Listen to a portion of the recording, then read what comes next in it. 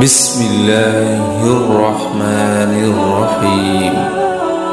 شروع اللہ کے نام سے جو بڑا مہربان نہایت رحم والا ہے۔ حضرت ابو ہریرہ رضی اللہ تعالیٰ عنہ نے کہا کہ رسول اللہ صلی اللہ علیہ وآلہ وسلم نے فرمایا، تم لوگ جمع ہو جاؤ کہ میں تمہارے آگے تہائی قرآن پڑھوں۔ عرض ہے کہ جمع ہو گئے جن کو جمع ہونا تھا۔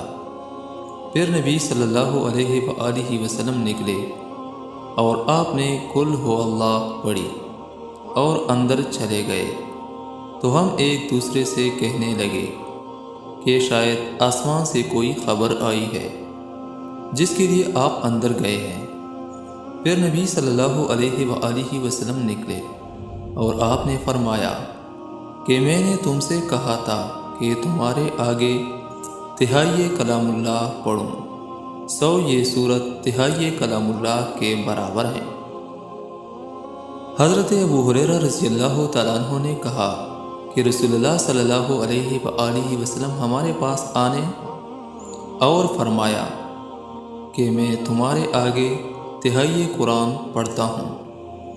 پھر آپ صلی اللہ علیہ وآلہ وسلم نے قل ہو اللہ احد پڑھی یہاں تک کہ اس صورت کو ختم کیا۔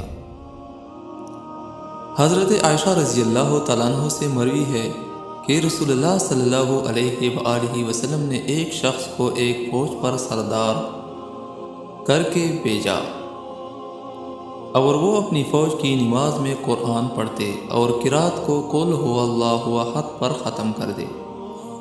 پھر جب فوج لوٹ کر آئی، لوگوں نے اس کا ذکر رسول اللہ صلی اللہ علیہ وآلہ وسلم سے کیا، تو آپ صلی اللہ علیہ وآلہ وسلم نے فرمایا کہ ان سے پوچھو وہ کیوں ایسا کہتے ہیں۔ پوچھا تو انہوں نے کہا کہ یہ رحمان کی صفت ہے اور میں اس کو دوست رکھتا ہوں کہ اس کو پڑھا کروں۔ آپ نے فرمایا کہ ان سے کہہ دو کہ اللہ تعالیٰ تم کو دوست رکھتا ہے۔ یہ تین احادیث مسلم شریف میں فضائل قرآن سے نقل کی گئی ہیں۔